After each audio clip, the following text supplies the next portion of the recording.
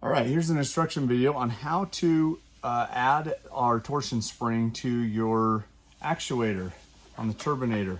The very first thing you're gonna do is you're gonna pop off your little C-clip here, or I'm sorry, your E-clip. You're gonna crack these bolts right here, and you're just gonna remove these bolts. And as these bolts just are about to come out, you only pull one of these out at a time, and I'm going to show you why. Because everything else, if you look under here, everything else is, there's several of these isolators and spacers that are going to be in there that will fall out as you pull it apart. So I'm going to pull these out one at a time, and I'm going to then reach and hold the pack together. You hold this little pack under here together, so when you pull it off, everything doesn't fall out of there. And then what I would do is I would take a small amount, like a piece of masking tape, or if you have even a nut, and put on the end of it, but a piece of masking tape, and just put on that to hold it, to just pinch it so it holds it there, or a nut or something so it doesn't release, because your turbo is going to be mounted horizontally on the truck, so it really won't fall out of there if you just leave those bolts through. Okay, just in case you do get them separated, this is the order they go, and it's very important they go in this order. You've got the V spacer, the isolator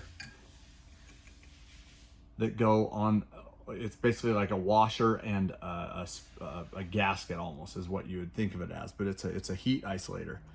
And then the heat isolator, then the shield, this heat shield. Now you're gonna have a turbo blanket on here, a little blanket, but this goes next, and then you've got the isolator and the two V spacers. And so that's the order they're gonna go in. When you get the actuator off, now you're gonna have to unplug it to get this off. You know, you unplug it, make sure you plug it back in tight when you're done. Basically, this is how you get it on. The short side is going to go on the actuator arm. So the long side goes down. So basically what you're gonna do is you're gonna put it over like this. You're gonna twist it and pop that side down. So you have to snap that side in. And then you're going to pull this side up here so you can get it over the top of the arm, and then just push pressure that way and it snaps down on the arm and then down on this section. And that's how you get it on. When you hit that point, you're going to take a little bit of grease, and the best is a silicone grease, but and you're just going to put a dab on both of these, on the spring on both sides, the spring and this little piece right there on the pin that goes through the linkage.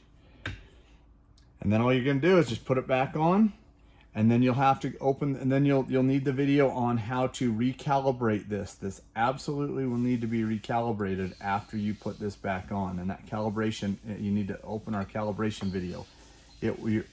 Again, your truck will not run properly if you don't calibrate this by using the calibration procedure.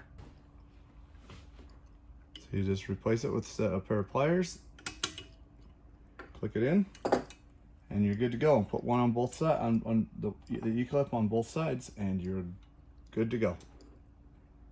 Again, when you're done with this procedure, I cannot emphasize enough, you absolutely have to calibrate this or it will not run on the truck. And here's how you calibrate your actuator. You start out by loosening these two bolts here, and just the two that hold the actuator in place. And you want them not super loose, but you want them loose enough that you can do this. You're going to come to your computer, you're going to connect, you're going to plug it in to the USB, you're going to click the connect. I'm on disconnect, it says disconnect now, but you click connect and it will connect to your control, and then you're going to come to the VGT logic control and expand this down. It's going to be like this. You open the VGT logic control, open variable ratio. You're going to come to your turbo starting position. you're gonna put this at 0, and then you're gonna hit save. So we save that at 0 position, and you'll see the feedback. Now with the spring on, the feedback may not go right to 0 right yet, but it is gonna go, it should go about right here. Okay, once you've done that on the computer, then you're gonna come back to your turbo or your actuator that's already been loosened. And this arm should be in as far out position as it can away from the turbo. This is the 0 position on the arm.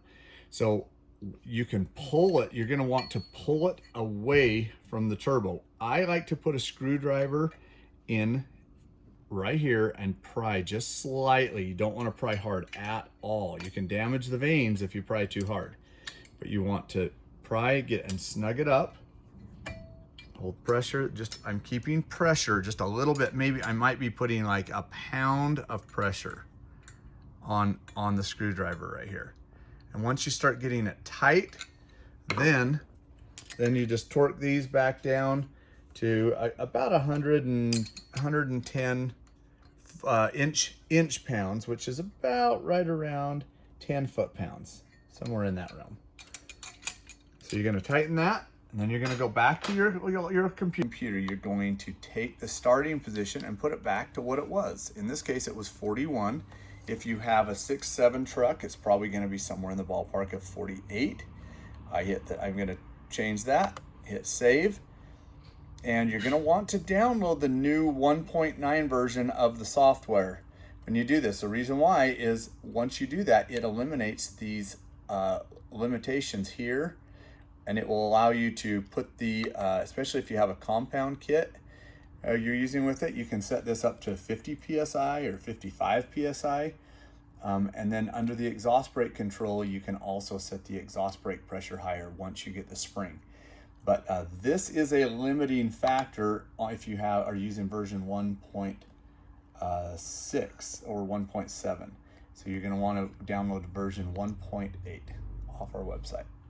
So you're just going to click on Save Settings after you've put the new starting position in, and you're good to go, and you should be calibrated.